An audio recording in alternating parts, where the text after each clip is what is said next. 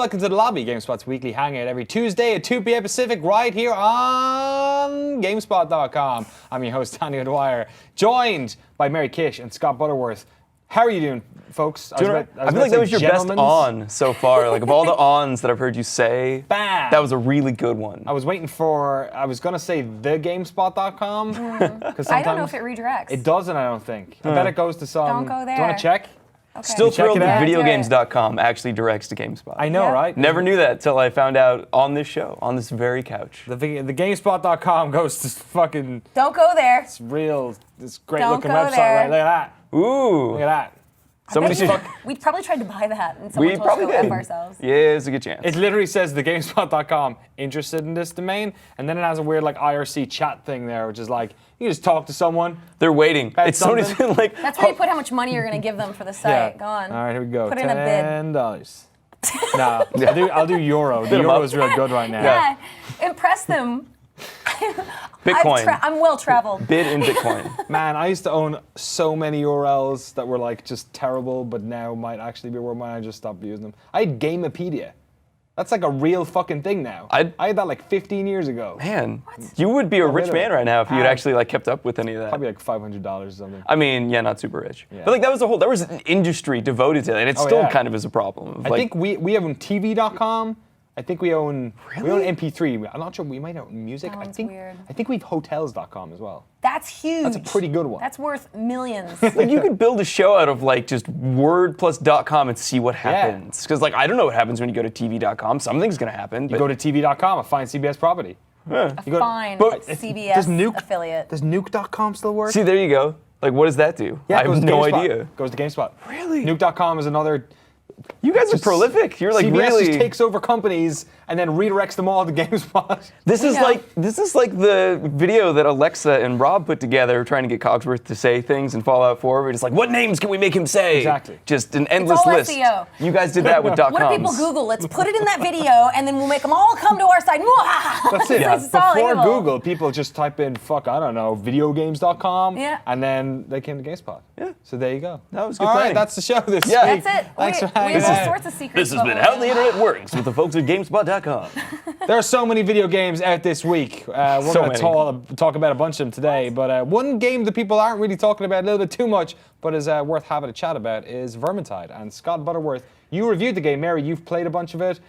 Scott, first of all, what is Vermintide and why should I play it? Yeah, it really slipped it under the radar. It actually came out a couple weeks ago during Call of Duty just came out and Halo just came out and Assassin's Creed was earlier in October and now we have Fallout today. Yeah, Tomb Raider. It was such a packed few weeks of game releases that I'm not sure anyone really noticed that this little game came out, but it's a game called Warhammer The End Times Vermintide. It's a very long title, but it is a Warhammer property set in the End Times lore, which is a specific part of the Warhammer lore. Because there's a lot of stuff in the universe. So is this super high fantasy? Yeah, it's like a very grim, dark high fantasy. Okay. It's very like everything's just dark and gritty and angry and that. I mean, just look at the trailer, And like rats. the tone. So basically, what this game is, it's Left 4 Dead. Straight up, it's Valve's Left 4 Dead, but with rats instead of zombies. The Skaven, as they're known in the universe, but they're basically, as you saw, like humanoid rats with crude weaponry like the orcs in Medieval Lord of the gear Rings. on Yeah, rats.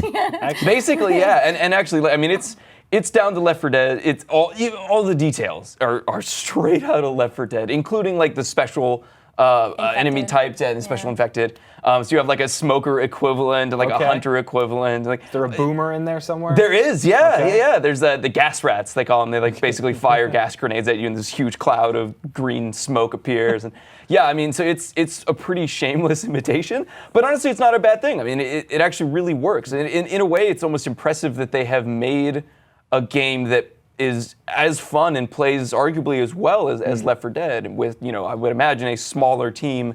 I mean, they don't get a ton of points for originality because Left 4 Dead came out 7 years ago. But yeah, you even saw in the last clip, like your allies, you see their glowing silhouettes in the distance. Totally. Like, yeah, it's straight up Left 4 Dead. Nice. Mary, you played a bunch of Left 4 Dead 1 and 2, and it has been a while since a Left 4 Dead game came out. So Like, without trying to mention that too, kind of. Like, what's your impression of this? Did you enjoy playing it? Yeah, you know, you really sum it up well. It's absolutely, there's the hunter. It's a shameless copy, but which it's is so much it's fun. fine. Who Like, doesn't it's want to play okay. Left 4 Dead? I wanted to play Left 4 Yeah. Dead. The worst part about Left 4 Dead is that I've played those levels so many times. Yeah. I can't play them anymore. You even did the gnome run. Yeah, right? you do all the way. You go all the way, and you play it in as many different ways as you can, and you play the versus modes and everything, and you're like burnt out on it. Just sucked it dry. It's like Yeah. there's nothing left to Kinda, play yeah. with. Now it's a new skin. It's so much fun. Yeah, now it's medieval, and melee combat is a huge focus. It's not just, obviously Left 4 Dead was guns.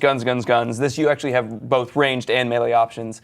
The melee is somewhat simplistic. I mean, it's the trigger button. It's just one button to attack, so you just point your camera at an enemy and pull the trigger till the thing dies. But it's still very satisfying. Like, it's really gruesome, and the cooperative gameplay, it's very fast and frantic in the same way that Left 4 Dead was. It's like really hard focusing on co-op too. Like, you really, really need to work together, just like in Left 4 Dead, which I loved about that game, right? You could not play it and be a hero. You needed to work together. Yeah, you will straight up die. And get your whole team killed as well. Absolutely, and this incentivizes you to play together because there's secrets throughout the world, and they kind of benefit you in certain ways. And there's a loot system, and actually one of the ways that the loot system works is you can find objects in the environment that take up an inventory slot. So, like, you can find a tome that takes up your medical slot, so you can no longer heal yourself, but if you finish the level while still carrying that, you potentially unlock better loot. And if any single team member is carrying a tome, everybody benefits from that. Everybody potentially gets better loot, so that further incentivizes teamwork. It's really, actually, very clever. The only problem is that the loot system is like pretty superficial. You kind of run out of new stuff pretty quickly.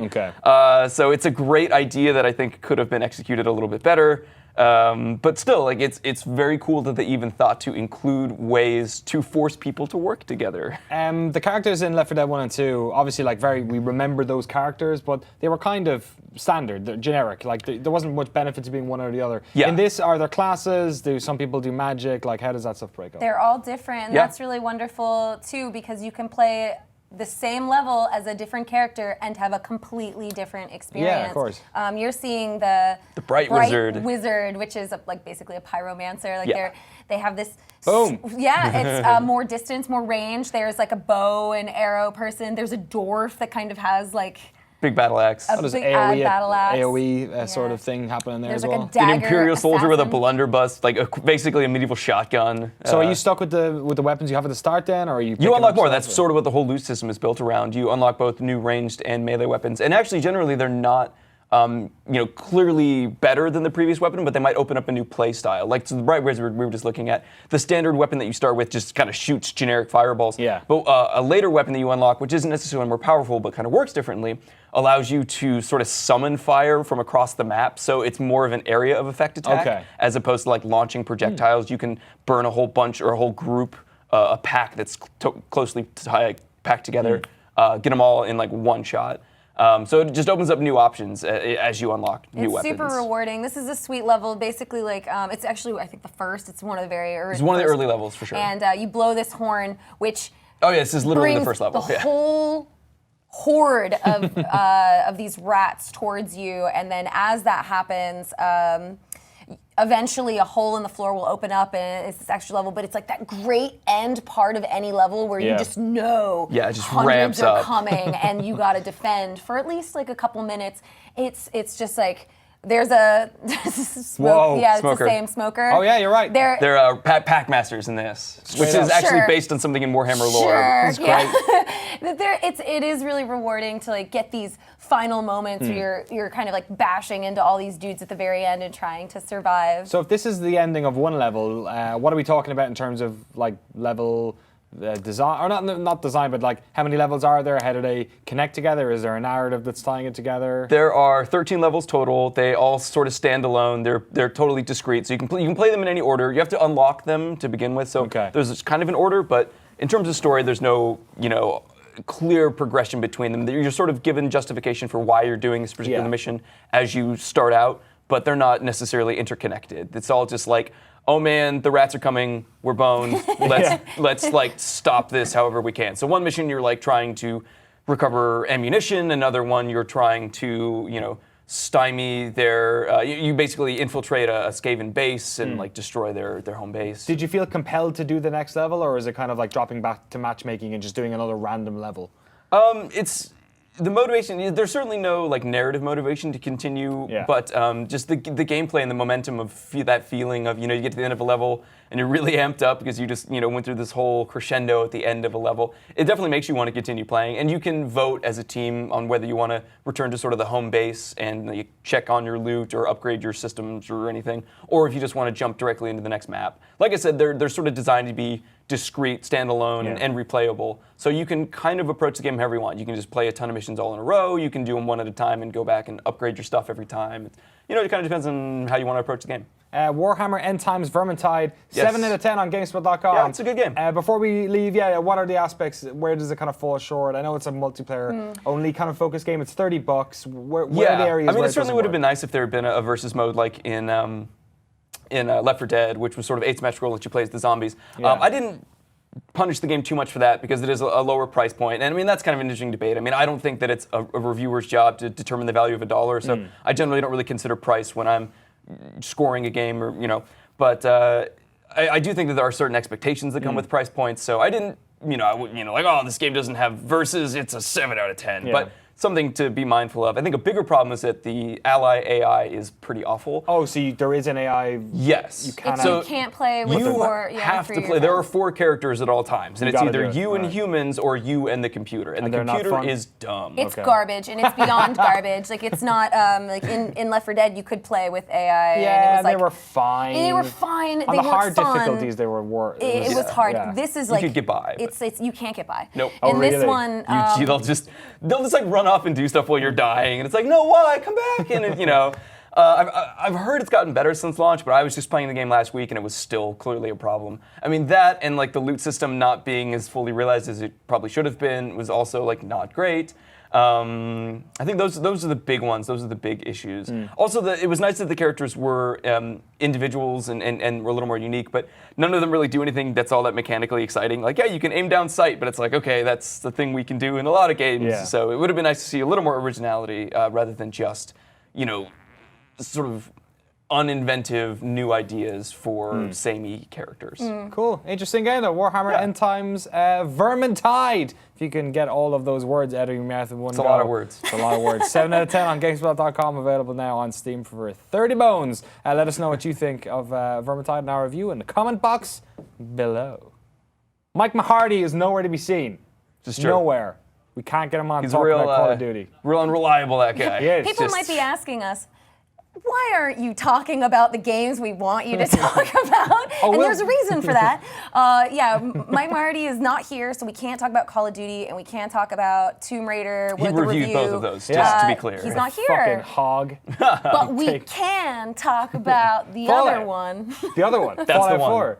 Just in case. I think that came out today, actually. Yeah, just in case there's not enough Fallout 4 content out there on the internet. It's a big deal. We're going to talk about Peter's review. We're going to get Peter and Jeff Grossman on to talk about sort of glitches in games and how much they count towards review Dun, dun, scores. dun. But since Mike isn't here, we should probably talk about Call of Duty. Let's just talk about Mike. Let's talk about let's talk about Mike. What do you think about him? I got some shit to say about Mike. He had a really nice sweater on yesterday. It's fucking very beautiful. fall. Why is he so beautiful? Beautiful This man. guy. Apparently, he looks like Ben Affleck, is what I've been told. Or not Ben Affleck, Matt Damon. One of those two. He looks like both. It's put Combined? together. Love child. Love He's like a child. Goodwill Yeah. Hunting love child. The one that came out right, not the one that came out with like 6 arms. Right. He ate him in the womb. Yeah, that's why he's so strong. Anyway, here's a 1-minute review of Call of Duty Modern Warfare Trays. Check it out. No, wait! Oiled machine, Black Ops 3 is the replacement part that keeps the wheels moving for yet another year. The newest iteration of Call of Duty multiplayer begins on a promising note as Black Ops 3's specialists cover the screen. You still have the traditional loadout system with weapons, items, and equipment, but specialists also provide a new power weapon or power ability. But there's too much time between specialist unlocks to keep things moving along, and when I'm not learning the intricacies of a new character, Black Ops 3 defaults to a more generic Call of Duty experience. Then there's Black Ops 3's new Zombies map, Shadows of Evil. It's fantastic. The difficulty is high, but Zombies, now more than ever, is a learning experience, and seeing the tangible results of your practice with co-op partners is rewarding. When it comes to the campaign, Black Ops 3 is a chore. It's a boring crawl that wastes no time throwing you into its routine. In its undead modes and the first 10 hours of multiplayer, Black Ops 3 excels, but in its campaign, it merely crawls forward. Black Ops 3 doesn't offer anything remarkable to this series. It does just enough to maintain the Call of Duty status quo. The franchise, however slowly, continues its steady march. Black Ops 3, Black Ops 3, Black Ops 3, Black Ops 3, Black Ops 3, Black Ops 3, Black Ops 3, Black Ops 3, Black Ops 3, Black Ops 3, Black Ops 3. All right, there you go. I won't say Modern Warfare 3 anymore. Hooray! Until Modern Warfare 4 comes out. Call of Duty coming again next year. 7 out of 10 on GameSpot.com. We're not here to talk about Fallout. We are here to talk about Fallout. We're not here to talk about Call of Duty. You ran the third too quick anyway, man. Let's do this properly. Let's do it right. Hey, what's up? Yeah, there you go. Hey, what's up, folks?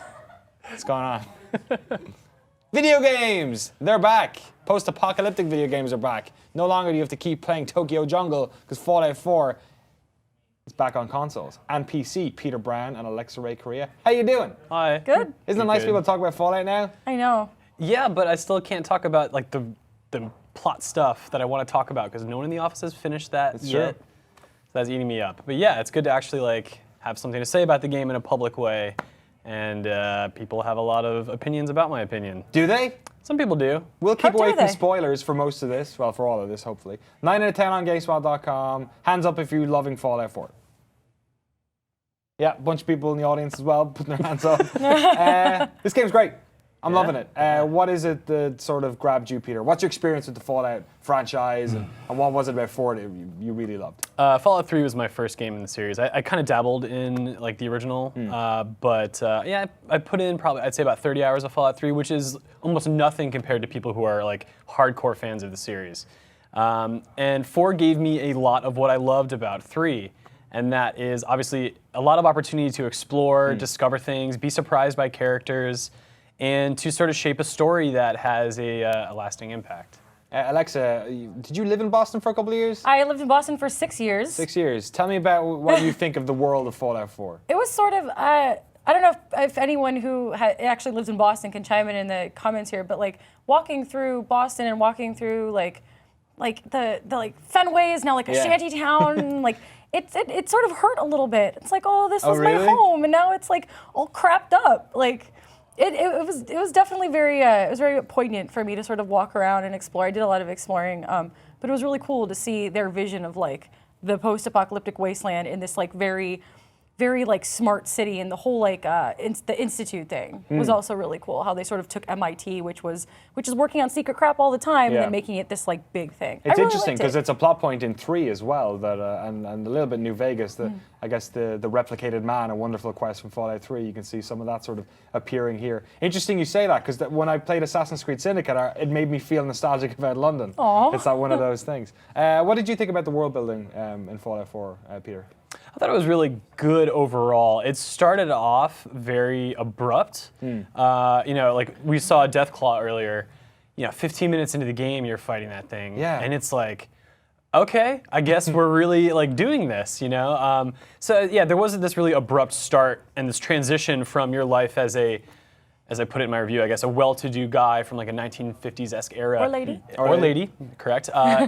Into this wasteland where like, anything goes and whatever you got to do to survive is the way to be. But, as it goes on, you begin to meet characters from the various factions that are keeping Boston afloat, as it were, as a society, although not very well. And navigating that, to me, gave me a great sense of the overall community within the game.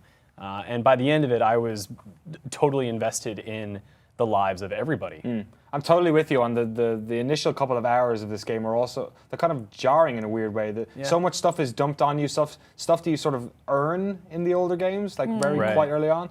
And I was kind of weirded out by, in those past games, at least in 3 in New Vegas and the earlier ones, the 2 isometric ones as well, is that you start in an isolated place and eventually you find the big sort of populous area. Whereas in this, you actually spend most of the start of the game in the city. And then, you can play whichever way you want. But it wasn't until my later hours where I started to go out and finding that wilderness where I was like, oh no, this map is actually really big and there's like stuff hidden all over the place, a la those old games as well. Yeah. I don't know. I think that big dumping in the beginning kind of adds to the sense of what Fallout 4 is. Like, you're unfrozen, here's a wasteland, find your baby, go. And I think kicking you out of the gate with very little, here's how you do it, I think sort of adds to that experience. It's very much like, it adds to that idea that this is an extension of what Fallout 3 and New Vegas were, where it's, I think, a much more accessible game for people who are familiar with those titles. And perhaps there are some hurdles that newcomers have to overcome, but but then there's also the idea that it ramps up the action so fast that it kind of prepares you for the worst in those opening moments. So I feel two ways about that intro. This is some footage, some gameplay I caught over the weekend of just the general shooting. One of the great things about this game is that you can play this game, not without VATS completely, but it's a fairly competent shooter in its own right, right? It's simple and functional, you know, for me it was more of a reactionary thing. If there was someone barreling towards me, I would just put a couple rounds into them rather than jumping into VATS to plan out every single shot. So for me, it was more of a utility than like a means to enjoy the game. But yeah, it's better than it was in 3. Let's talk about some of the new, I guess, features that have been added to the game. Some of which seem almost like loose ends. The base building, settlement stuff. Yeah. I've been enjoying using it because it's kind of a niche side activity to do. Like all that junk you feel like is going towards something. Yeah. But it doesn't really seem to kind of do anything even when you set up trade routes, right? Yeah, I mean, the trade routes are good if you really value repurposing the junk you find to create stuff. Because then you can store things in one part of Boston and access them in another. It's convenient. You can also fast travel if you want to get to the other stuff. So it's not like it's inventing some new ability at large. But yeah, like the settlement stuff didn't really draw me in. And I think it's because I've gone into Fallout to do the exploration, the discovery, and the combat. And to pull me away from that, I need something that's really rewarding or challenging. This to me was neither of those things.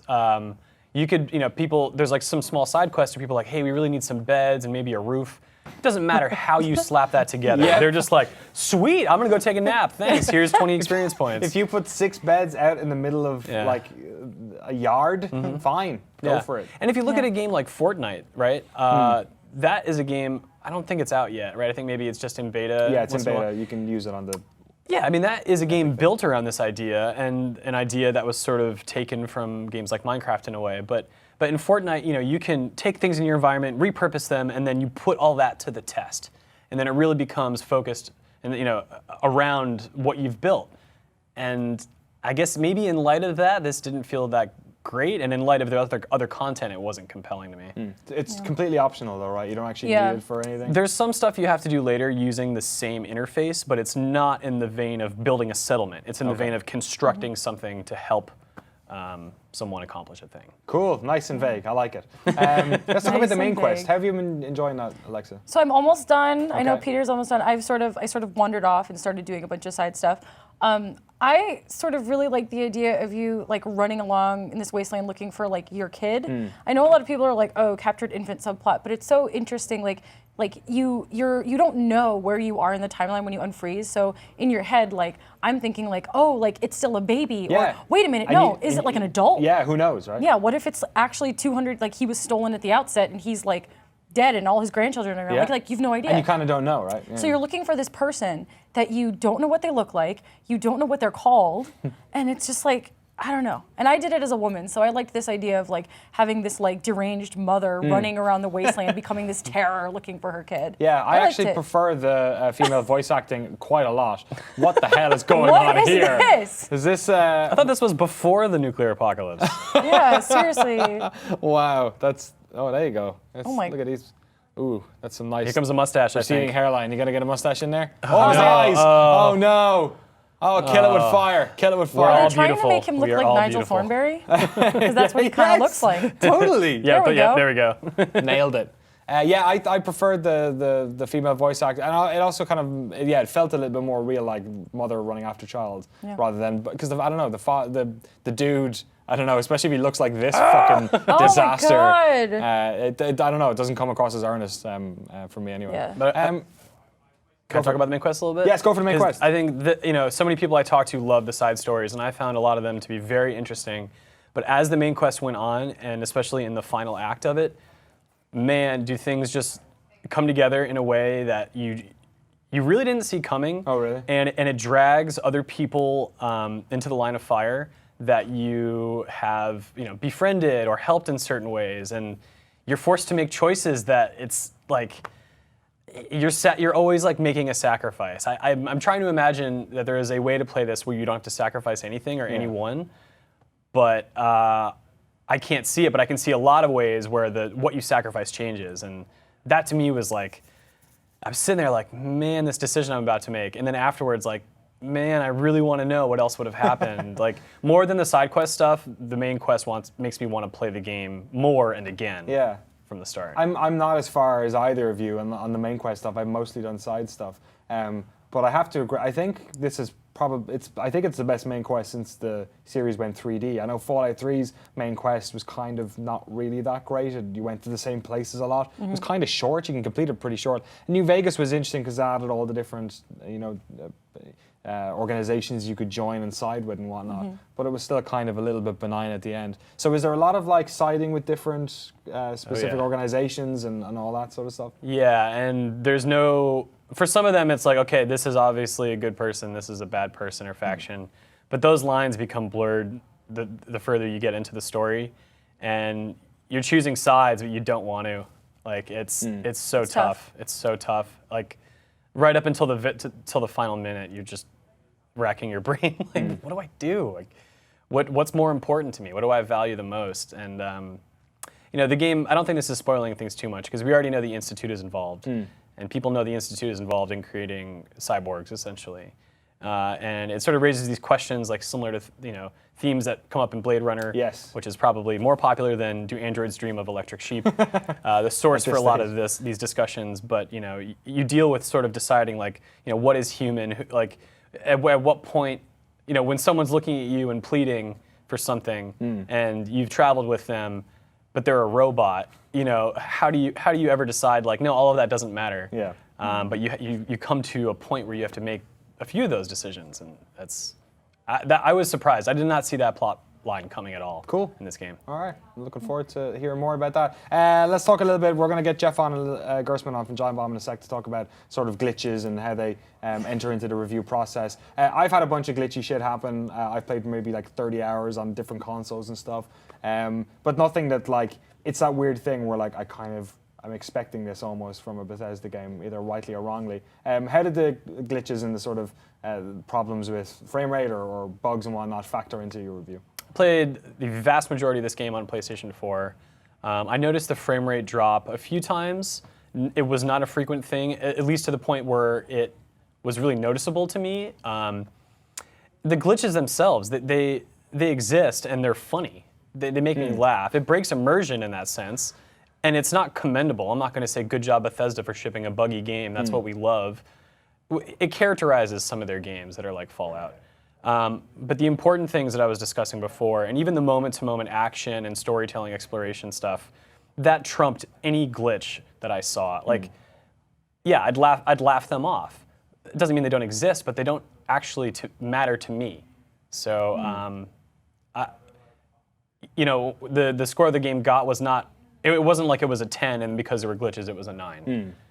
It earned the 9. The glitches just happened to exist within that paradigm. Cool. Peter Brown, Alex Raker, thank you so much for coming on. Talking about Fallout 4. There is no shortage of Fallout 4 content on GameSpot.com right now. We've been playing it for obviously over a week so far, and I have a bunch of content up on the side. Content, God, I can't believe I said that word. Videos and shit for you to check out on GameSpot on YouTube. So go do that if you want more Fallout 4 goodness. All right, we'll be back in a second. Jeff Gersman from GiantBomb.com is going to come on and talk a little bit about Fallout 4. But first of all, it was N7 Day. You know what that is? Something to do with Mass Effect. Sure is, November 7th. So they put out a trailer for Mass Effect Andromeda, starring, what was that guy who was in that TV show Andromeda? What was that guy's name? Hercules? Yes. What was that? Yes. Perhaps. What? Kevin Sorbo. Thank you, Kevin Sorbo.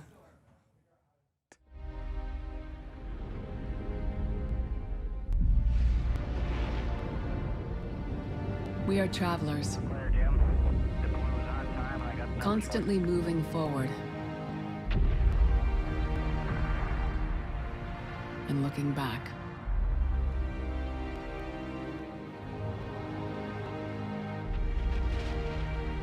alone and as one. We have no choice but to try. For our insatiable curiosity. For our fear of what should happen if we don't. You are that explorer now.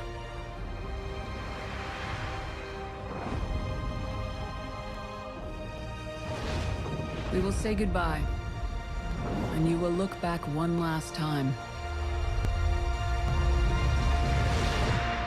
And know that wherever you go, we will be with you. This is Commander Shepard, signing off.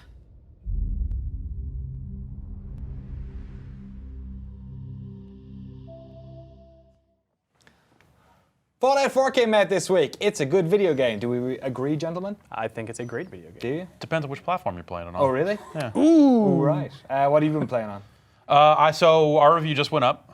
Reviews, I guess I should say. Okay. And I played through it on PS4 because that's what they sent first, was the console versions of the game, and then PC followed up. I wish they had done it the other way around because the PC version of that game is significantly better. So you did 2 reviews? Well, so the text is identical because, we always figure that, people that are playing one version would want to know about the other versions. So rather than just tailor the text differently, but yes, so the PC got 4 stars and the console version got 3. So speak a bit, I guess, about the technical issues you came on the console version or on the PS4 version. Oh, I mean, the frame rate is a train wreck in that game. Depending on where you are, it just, indoor areas seem to perform worse than outdoor areas. It started near the beginning of the game and noticing like every time you reload the gun, it was just like, why is this so chunky? And then just progressively, as you keep playing, like, wait, this doesn't look right. This doesn't look right. And then, a lot of the frame rate stuff specifically culminated in a late game moment for me. You're in a large area. I'm going to try to talk vaguely. Yeah. You're in kind of a large area, but it's catwalks, so it's kind of a tight movement space. Maybe about a dozen enemies. It was kind of hard to count them at some point because there were more enemies on the screen than frames per second. It was like maybe 5 frames per second or something, And it's like, I'm trying to at some point, you can't aim the gun when it's that bad. VATS doesn't freeze time, so that's not a great option either to shoot your way through that thing. So it just became like, well, I need to heal every 15 seconds to keep my health up and try to use all of my stealth boys to get out of here. Wow. Back to where the frame rate lives. It's crazy because we had it in office obviously as well for the past week or so. I played maybe like 15 hours on Xbox One. Frame rate wasn't, it was like, I played on PC subsequently and there was like a market difference obviously. But it never really got like super bad unless I was in sometimes like the God rays in the forest during the day. But it never crunched bad like that. Did you experience that much when you were playing? Dude, the only moment that I experienced that is as bad as you were describing was within a building where they were trying to do some sort of like particle smoke effect thing. And it was the first time I had seen it and seen frame rate that bad, but I never had any sort of like moment where the glitches or frame rate rather impacted my abilities in combat. Right. So I've heard a lot of people say similar things, but I'm surprised to hear it was that bad for you. Yeah, and it's, and the Xbox One version, has that kind of, I think it was Digital Foundry's piece was kind of like talking about just straight up stopping. And then the recommendation there seems to be play the game off an external hard drive, which I, at this point, actually play because USB 3 is faster than whatever they have internal in the SATA. So I moved to an external hard drive on Xbox One a while ago. So I'm playing that version. I didn't see anything quite as bad as what people had talked about, but it certainly was, right around PS4 levels of performance for me. So, those versions of the game just have an extra layer. I mean, these games are always messed up, right? I mean, Bethesda ships buggy, weird games. But in this case, like the console versions were just an extra level of messed up. You're just like, this isn't. Well, it's a bizarre. Like you can't recommend this anymore. It's a bizarre echo of the PlayStation 3 version of. Yeah, weirdly enough, Skyrim yeah. It's the same thing. It was like, did they sneak a cell processor into the Pip-Boy that comes with it or something? Like, it was, messed up. So I guess let's talk about glitches in terms of when new games come out, because obviously there have been some absolute horror shows over the past couple of years. We had Halo Anniversary this time last year. Like Batman Arkham Knight has just come out on PC. Apparently it's still jacked up a little bit. Yeah. Are people nowadays kind of more sensitive to glitches because of those types of stories, or is this the same as it's ever been? I think games are shipping in lesser states. You know, like games. You know, as games get more and more complicated, they don't have an infinite amount of dollars and time to throw at QA and then and fix all these things prior to ship and it's hard to say. Every game's going to have a different story attached to it, whether it's like, well, they mismanaged the time and just didn't have time to really get a final polish pass on it or whatever. It's hard to know, and it's hard to care, because at the end of the day, like, people buy a game, they expect it to work, and these days that's just seemed less and less certain. I just came off of, obviously, like, the PC version of Batman is super crazy. Yeah. They took it off sale for a while and brought it back out, and there's still people having problems with it. At least they're offering refunds through the end of the year with that one. Instead of like, hey, maybe if you had 12 gigs of RAM. Like, wait, doesn't this run on consoles that don't have any? Anyway. But it's crazy that there are games like that which have so many people having problems with them. Like, anecdotally, one of my best mates back home in Ireland bought that game, didn't read any news about it, worked perfectly fine, completed it before it was taken down. Right. Like, is it just gotten so difficult to, like, QA this stuff? Because, I don't know, like, well, he was saying are different, or? Games are becoming so much more complicated, and the tech behind them is so much more complicated that these intricacies create moments, so many moments where things can just go wrong and go haywire. And that's the thing that, if specifically talking about Fallout, like, well, yeah. I mean, sometimes it works out all right. Yeah. Fallout allows you to do so many different things and pick up so many different things. Like, there's so many different places where Fallout can break. Yeah. More so than most other games. So maybe it's not surprising that it's so busted, but that doesn't make it forgivable. But yeah, like, it's like... Sometimes it's awesome, but in the Fallout case, like, those games have been broken the exact same way since Oblivion, if not before. And at some point, it's like, well, it's a roll of the dice. Like, I've been on the other end of the conversation we're having right now, where I finished New Vegas and said, this game's fine. Yeah. And then people are like, you're crazy. So that's just how it goes sometimes. So is that just like a deeply personal thing, or is it an expectation thing? Because, like, going into playing Fallout, I'm like, okay, last night I was playing, there's 3 super mutants all there, and I blow 2 of them up, and then the third one is there still stirring the pot as if nothing happened whatsoever. And I'm like, ha ha ha, it's Fallout. Whereas if that was like a, Half-Life 3, I might go, hey, that's bullshit. Yeah, I think that, people have maybe gotten conditioned to expect these games to be messed up, and maybe that's certainly part of it. But I don't know. For me, I think the expectations were not met, because I looked at it as like, well, they've been making these games for a very long time. They've had these issues all along, but now they're moving on to a new generation of technology. Their baseline, their low spec for consoles will be up a rung, and on x86 hardware, so you look at it and go like, well, maybe there are now fewer variables and they could actually tighten some of this stuff up. But then I sent my dog companion away and never saw it again. But then I spent an hour trying to click on a quest objective and having it not activate, and having to fast travel away and back and relaunch the game multiple times before it would actually do anything. And that's all stuff that, those are all stories that could just as easily apply to New Vegas, Fallout 3, Skyrim, Oblivion. But, for me, it's one of those things where it's like, we want to expect more out of our games. Technology improves, and you'd think that they would have gotten better at this stuff, but apparently they spent their time somewhere else. And that's maybe the larger problem. Is I look at Fallout 4, and I don't know where they spent that time. Right. Because it's not like it's that different. Yeah. The workshop stuff, the base building stuff's in there for whatever reason. And Seems like a natural evolution of their in-house development, that they figured, hey, we can just add this to the game. Why not? Yeah, right. We need something new to show at E3. Let's just show this. Let's just do this. Like, people that modded the game liked building bases at some point, so maybe they wanted to just do that. But it's one of those things where it's like, you look at it and go like, this is roughly the same as previous games that this studio has made. It doesn't necessarily seem larger in scope or smaller. It's just kind of that thing. So for it to ship out again and be more or less just as glitchy and messed up as their previous games, I think is super crazy. And stepping away from Fallout 4 specifically, this is sort of getting into the realm of conspiracy theory, but with the advantages of people having high bandwidth internet connections and the pervasiveness of day one patches now, like, are developers and publishers shipping games with bugs and shortfallings, knowing that they can scrap them or patch them up later on? Oh, I totally think so. A lot of game development is driven by milestones, where a publisher says, we need you to hit X feature on X date, otherwise you will lose budget, and there'll be other ramifications. So when you have strict milestones like that, and then it comes closer and closer to shipping, you really need to start hitting those, from what I understand, to make the whole thing worthwhile. And yes, there is the nature of updates and DLCs now that we've all kind of grown accustomed to and have thus made it capable for publishers and developers to make excuses and stuff. It's not great, but I think that is perhaps why it's happening. Yeah, for sure. It's a handful of things. The discs have to be pressed X number of days before they're on the streets. So they have to be, they're not done on day one. They're done a month before that, and then it's like, okay, now we need this extra time to work on whatever this day one patch is going to be, or start working on DLC or whatever it ends up being.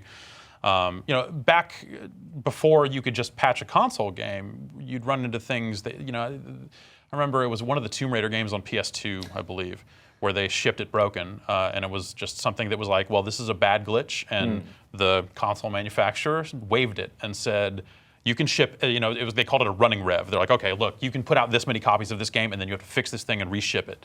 So they were basically willing to allow a certain number of copies with, and it wasn't like something that every single user was going to find, right? I think it was just something like, along the lines of they forgot to put in a weapon, but they put the ammunition in. Maybe, I think it was like one of the shotguns, wasn't it? I never ended up hearing the back end of it of like what the problem actually was. It was more just like someone in PR going like, yeah, by the way, this copy we're shipping you is going to be kind of rare, right? Because we're working on It's a fixed exclusive version. day one edition, right? Yeah, day one edition, more broken.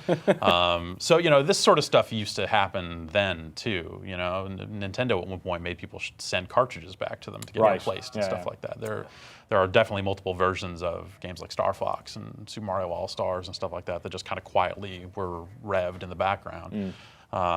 So that's been going on a long time. It's just now we have the power to fix these things, and I think a lot of people complain about day one patches, but it's the way of things. The alternative of like setting all this stuff in stone isn't going to instantly fix all these problems and make them glitch free. As much as we'd like to believe that like that would force them to get it right the first time, it wouldn't. It wouldn't. It might clean up some things, but like these things there are too many moving parts, and there are too many marketing oriented. They have to hit their ship day. There are not that many big games coming out anymore, but they announce their dates so far in advance that like there's so much money being spent on marketing campaigns and television and sponsorships and all this other stuff.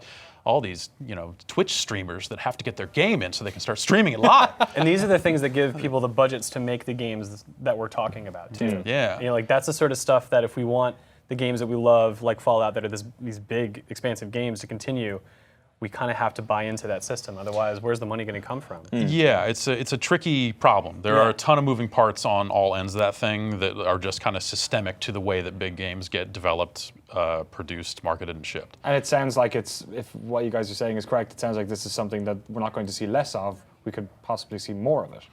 Well, nothing's been quite as broken as Assassin's Creed Unity yet, has it? Batman, you could say. Well, okay, yeah. But that's only one version of it, so is that better or worse? I don't even know. I mean, I'd like to think that we've kind of crossed a threshold where the leaps in technology and scope of games is starting to like level out a little bit. So maybe these sort of huge, ambitious projects will seem relatively normal in light of regular development, and so you'd hope people learn their lessons. Fallout 4 is a good example of how that didn't happen. Yeah, but no one's going to learn. I mean, the lesson learned from Fallout 4 is going to be, hey, look at us. We just sold another 20 million copies of a game that was broken, just as broken as the last one, which also sold 20 million copies. And, no one's going to learn anything. But could they do it again? Could they ship? That's I guess that's the question, is like, could the next Bethesda Game Studios game be this messed up? Yeah. You'd like to think no? Yeah, I would. I would definitely like to think no. But I guess we'll find out. Get another 7 years, 5 years. Yeah. No, man. New Vegas was out like, 18 months after 3? Give it to Obsidian. Skyrim 2, right? Yeah, Skyrim. Elder Scrolls Online is going to kill your hopes for a new like single player Elder Scrolls game anytime soon. They're probably way too behind that. Snow, Jeff. Cross your fingers that Doom works properly. Doom plays, well, from what I played, it plays wonderfully. I've played the multiplayer stuff. It's a different engine though, too. Oh, That's yeah. true. That's true. That's the id Tech engine. It's broken in an entirely different way. Oh, every game is But broken John Goodman in an comes entirely free, I different way. think, at that point. Oh, really? So yeah, you just get John Goodman automatically. And it's- Can't wait. Yeah. Jeff Gerstmann, Peter Brown, thank you so much for coming on and telling us how broken video games are. Let us know how broken you think video games are in the comment box below. Gentlemen, that's almost the show. But we have to give away some swag. Okay. Okay. I didn't even get to talk about how busted Need for Speed was. Oh, do you want to talk about how busted Need for Speed is? You know. I tried to buy a car, it failed. It just came back and said purchase Nope. failed. Because your credit was shit. I guess so. you have to be using connected? using in-game currency. There's no like buy cars with real money in that game yet. It failed the purchase, but yet the car showed up in my garage. It wouldn't let me get in it, and it took the money. So I Oh, couldn't try. no. So I couldn't try to buy another one. It's like, look at it, it's right Yeah, here. right. So I had to dig into the menus, and eventually, like 9 layers deep, there's something that just says "Play Alone." And when you do that, it disconnects you from all the servers, and then the car was usable. Play alone. Play alone. That's about the most depressing menu option I've ever heard. Story of my life, Danny. All right, let's give away. I got this body bag here. Who's in it? Find out by winning it. This is one of 2 prizes we're giving away on the show today. This one is a Halo 5 army bag. It's got a Halo controller, a headset, a sweater. Let's just open it. Let's just open it. I'm gonna let it open it, right? It smells like day 1 of school. Oh, nice. It's got a 950 cap. It's got a bunch of them. Check it out. What is a You 950 keep the cap? sticker on. That's how you know you're Yeah, street. you keep the sticker on. Don't take the sticker off. Well, That's why we sell our hats in the Giant Bomb store with the sticker on. Do you? They should Still put with 2 the sticker? stickers. Yeah, double Yeah. stickers, so you have 1 to take off. Yeah. Or 2 to look double badass. You'll have to I left the tags on my couch when I bought it. Oh, yeah, in you an have to. extreme example of this behavior. Yeah. Don't you have to? Isn't it like illegal? No, this was like the tags describing its features. Like gosh. it was some straight up Belle Biv DeVoe type business. That's what I'm into. You got a new car this year. Did you leave all the plastic shit all over the... There is one tiny Yeah. bit of plastic down on the passenger side below the glove box that I look at and go, Monster. I should take that off. Oh, who cares? Here's a Halo shirt. It's got Halo on it. Wow, Look at it's got that. Halo right on it. It's subtle. See that? We got this sweater. I'm not going to be able to get all this back in the bag. This sweater also has Halo written on Nothing it. says extreme space combat like a sweater. Dude, that's how I play my video games. Just Like a sweater. Like a sweater. Sweating all day. Halo 5 Guardians official guide. Shoot the dudes. I was gonna say, is it like 1 page? Run forward, hit fire. Like I like Halo 5, but come on. Here we go. Halo 5 Guardians Master Chief controller. I'm a fan of a weird custom controller. That looks all right. Where's my lock I controller? think. You don't get 2 control. Oh my God, this weirdness in here. What is this thing? I don't even know what that is. You figure out what that is. Oh boy. I have no idea. Mega blocks, boy. Oh man. I can tell I've never opened these things before. Do you like soundtracks by Kazuma Jinoichi? It's right there. Halo 5, the soundtrack. It's a good sound. I remember Yeah? enjoying the music in that game. Do you enjoy Halo 5? Yeah. Yeah. The guys seem to enjoy it on your extra live stream over the weekend. Yeah, it's a good time. I think there's some stuff with the multiplayer that maybe should have been a little not there. Not as bad as the Master Chief collection. Hey, yeah. go. If we're now judging games by not as credit. broken as some of the most broken games that have shipped, then everything's awesome. Here's some ridiculous. Look at the connector for that controller. This is a Woof. pair of headsets you need just so you can stick this thing into your controller. Look at that. A4. This thing's almost empty. Don't worry. Everyone is so up on these Astro headsets. Yeah. They're comfy. I'm not a big fan. I never No? have been. It's just Too much? Yeah. And I like you, but we fall on different sides of issues. I know, man. We agree on the classics. Can't get this gun out. Look at this. Here's a Halo. Oh, it is actually a Halo 5 branded. Squirt gun? It's a blaster. Whatever. It's got slide action. Get blasted! It's got a Covenant one, so you can be Covenant guy. It also has this sweet thing so you can shoot at what I assume is a Covenant. No, it's another thing. What do you call those guys? Robot Man? Robot Man. Is that a grunt? I can't even see from Look here. at him. Is that for kids or millennials? Same thing. I think technically I'm a millennial. I know, me too. And here's the body bag. So you can ice your friend who beat you in Halo multiplayer. You and may then have to cut them in half to fit them in there. I don't want to. It's not, have to implies that it's not already on your list Yeah. of things to do. If you want to win this ridiculous This is now the awesome part of the show where he tries to fit all this crap back in his bag. again, I know. I got 10 minutes to get to the This is airport. what you tuned in and for. I haven't packed. Watch us like break this prize. I think they built the bag around the stuff. Oh shit, really? It's like when you get an extension and you leave the piano on the building site so they can just fit it in there. Yes. That's a common problem, Yeah, right? every day I run into that one. I heard a crack. It's now okay. custom. It's got like it's custom. Yeah. It's got all my It's sweat custom. on it. What was this? I didn't even see. Oh, it's blocked. To win this, all you have to do is follow GameSpot on Twitter and then hit retweet on a tweet they're gonna do. There it is, there it is. Mary doing a way better job of showing you all of the things that are in this bag and also showing you the bag. Just retweet that and you have a chance to win this thing. I've almost got it done. These should be the easiest, right? Because they're Yeah, like, you just cram those in wherever. yeah. As in life. Cram it in wherever. This is better than Fallout 4. I once won off GameSpot UK a Hitman, I don't know which one. I think it might have been Blood Money, like a bag like this. Okay, yeah. With a bunch of stuff on it. My dad uses the bag for his like golf equipment. Straight up has like Hitman written on the side of it with 2 fucking guns. Yeah. And he's like going to a golf. And they probably think he's the most savage golfer Yeah. in town. And he keeps like every once in a When while. he hits the links, they're like, all right, man, back off. The Hitman is here. It's Exactly. like, Bret Hart? Like, no. He was writing a note for me, like when I was home during the summertime, on this big piece of paper, and he handed it to me, and it was like the Hitman note paper I got. He still got it. I thought you were going to say he signed it, Hitman. I was going to say, it's really leaning into this. That'd be way better. We've also got something else to give away. We got an Xbox One and Fallout 4. To win that bad boy, there should be a link on screen. There it is right now. Oh, you also have to just follow that apparently. There's a link. Where's that link, guys? Just follow GameSpot and they've got the link. Because then that way you don't have to type it in manually off this stream because you can't click on text that's on video yet. That's coming in HTML6. So make sure you follow GameSpot on Twitter and then you get a link to that. You can also win a Fallout 4 Xbox One or an Xbox One with Fallout 4. How shitty would it be if the same person won both? That'd be shitty. I don't know. I mean, it's all Xbox One stuff. It all goes together. That's true. It'd be, and we could say, we as a company, the corporate, we could Yeah. save on shipping Oh, that's by true. combining these packages, So, We did a competition in the UK where we gave away the Dovahkiin fucking statue. Yeah, which sucked. yeah. 'cause it The took, shipping like, on that is, yeah. and it's like 9 boxes. They We had ship to, those like, things. somebody had to drive to Wales. I was so happy to leave that when we moved out of our old office, leaving that dumb thing behind. Like I remember, I didn't even necessarily want to build it when it showed up. Did yours smell?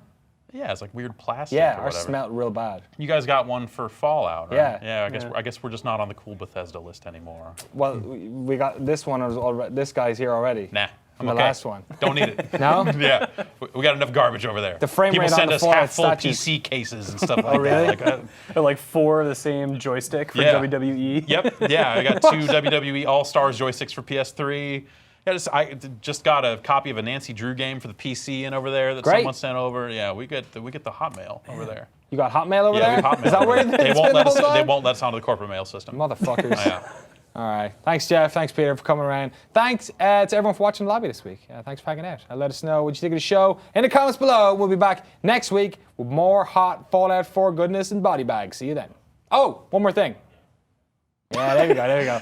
Extra Life's on this weekend. GameSpot is streaming from this very couch situation from noon on Friday. We're doing it for 72 hours. We've got 12 hours here, 12 hours in the UK, 24 hours from my place, and then 24 hours with Jess McDonald at the end. 72 hours, tinyurl.com/GS Extra Life. That's GS Extra Life to donate cash and to watch all the details on scheduling and all that. So yeah, we'll be back on Friday for more hot video game live streaming goodness. But until then, have fun. Bye.